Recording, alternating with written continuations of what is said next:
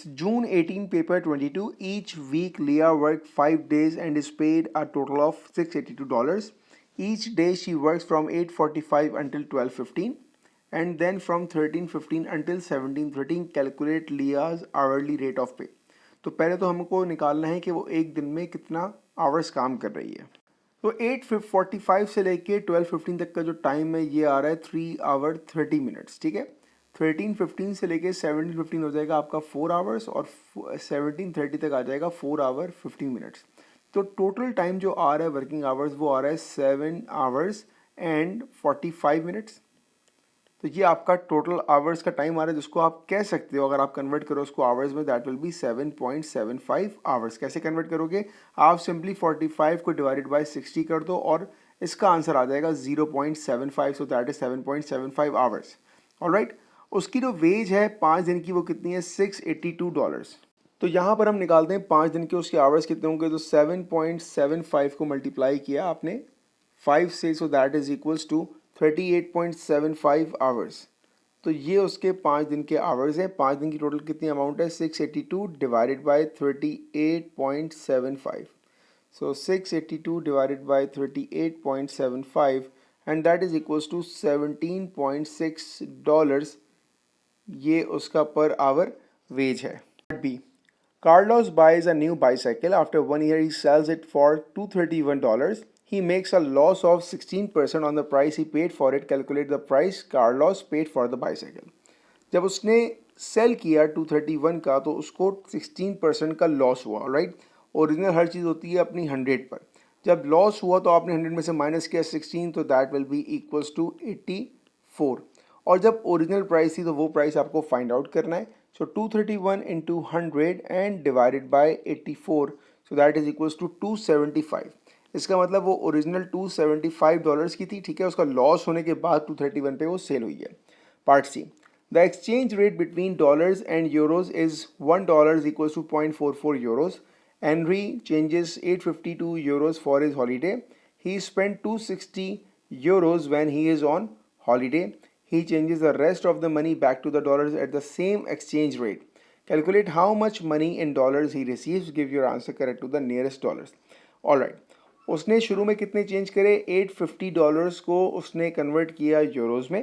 तो अगर आपके पास $1 में 0.44 यूरोज हैं तो 260 नहीं सॉरी $850 में आपके पास कितने यूरोज होंगे? तो मैं एक्स तो नहीं लूँगा, वो मैंने ऊपर ले लिया, तो मैं इसको ए कर देता हूँ. ठीक है.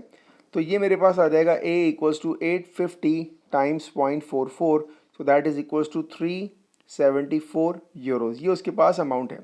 उस 374 में से उसने स्पेंड कितना किया? 260. तो माइनस किया आपने 260 को, so that is equals to 114 euros. अब उसके पास 114 यूरोज बच चुके हैं.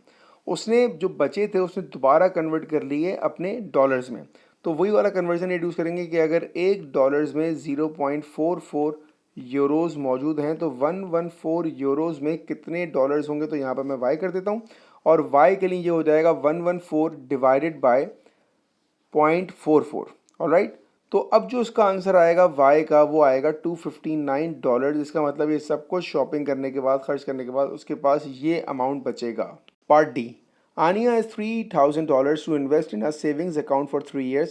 She can choose from these two accounts, account A and account B.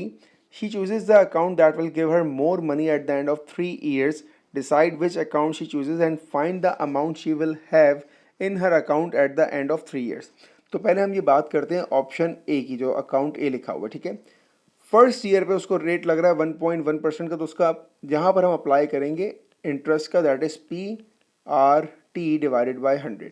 तो प्रिंसिपल कितना है? Principal is 3000 multiply by rate is what 1.1 का लग रहा है, मल्टीप्लाई बाय टाइम कितना है? 1 साल की बात हो रही है, डिवाइडेड बाय 100. सिंप्लीफाई किया इसको तो मेरे पास इसका आंसर आएगा $33. इसका मतलब पहले साल पे जो इंटरेस्ट है वो है उसका $33. अब नेक्स्ट साल पे क्या हुआ? ईयर 2 के लिए 1.2% का तो इंटरेस्ट है added to the end of year 1 total, कि अब जो ईयर 1 का टोटल होगा वो क्या आएगा? प्रिंसिपल कितना था? 3000 और अब आपने इसमें 33 भी ऐड अप कर लिया तो ये आ जाएगा 3033. अब आपने स्टार्ट करना है नेक्स्ट ईयर का इंटरेस्ट निकालना, ठीक है ना। अब जो प्रिंसिपल होगा वो होगा 3033 into rate is what 1.2 time is 1 year divided by 100, so that is equals to $36.4।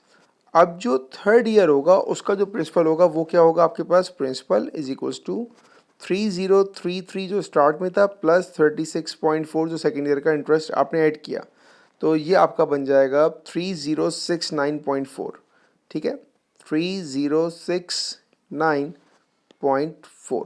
और अब मैं वही फार्मूला अप्लाई करूंगा इंटरेस्ट का, interest is what PRT upon 100, सो 3069.4 ये आपका इंटरेस्ट आ गया, rate is what it's 1.4%, time is 1 year divided by 100, calculate करेंगे इसको तो इसका आंसर आपके पास आ गया 42.97। ऑलराइट, ये इसका इंटरेस्ट आ गया। अब अगर मैं देखूं अमाउंट कितनी आई है, तो अमाउंट क्या होता है 3000 जो कि प्रिंसिपल था प्लस इंटरेस्ट, इंटरेस्ट आपने सारे ऐड करने हैं, तो 42.97 प्लस 36.4 प्लस 33, सारे इंटरेस्ट को आपने ऐड किया तो ये आ गया आपके पास 112.37। इसको आपने ऐड किया 3000 में तो ये आ जाएगा 3112.37 ये आपका अकाउंट ए का है। अब हम आते हैं अकाउंट बी पर। अकाउंट बी पर जो हो रहा है वो आपका कंपाउंड इंटरेस्ट हो रहा है, ठीक है। Amount is equals to principal 1 plus R divided by 100 to the power n। Principal आपके पास है 3000, ठीक है, 1 प्लस रेट है 1.3 डिवाइडेड बाय 100 और टाइम कितना है आपके पास 3 ईयर्स का है। तो इसको कैलकुलेट करेंगे आप, तो इसका आंसर आपके पास आ रहेगा 3118.52, ये आपका अकाउंट बी की अमाउंट आ रही है। अगर मैं इन दोनों को कंपेयर करूं तो मेरे पास अब अकाउंट बी में अकाउंट खुलवाने का ज़्यादा फ़ायदा है, तो कौन सा अकाउंट होना चाहिए, अकाउंट बी होना चाहिए। Find the amount that she will have in her account, so it's 3118.52, so that is your answer.